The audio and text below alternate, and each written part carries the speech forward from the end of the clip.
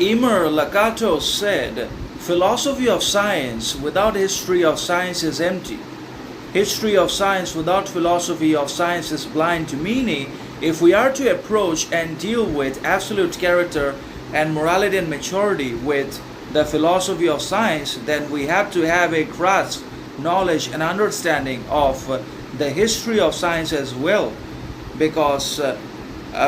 philosophy of science, when removed from the history of science, automatically becomes empty and loses its worth, significance, importance, determination, etc. And that means if we are to understand the philosophy of science, then we also have to understand, comprehend and make sense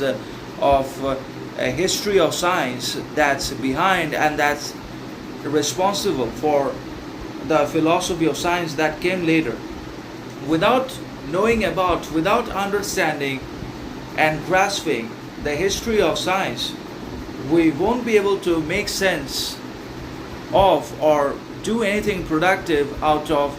philosophy of science in return. So that's how it works, and that means the different branches of knowledge can be considered to be connected with one another in one way or another, even though we're unwilling to recognize it. But that's how the world and the universe is also made up of. Everything's connected to our ignorance, vanity, pride, arrogance, etc. But everything has an underlying connection that intricately and inherently connects them and makes them harmonious, and the embodiment of happiness, unity, morality, maturity, etc., such as nature itself combines and encompasses so many things at the same time, and they are connected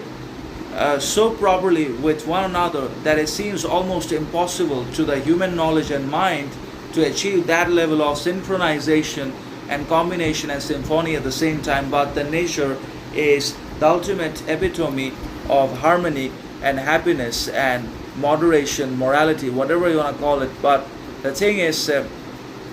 the history of science is empty and insignificant and meaningless, worthless, etc., without the history of science. So the philosophy of science will only make sense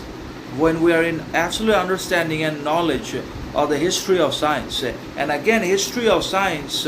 without the philosophy of science is again blind, because history will say many different things that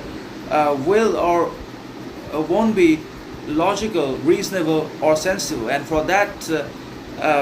the history of science is important, as well as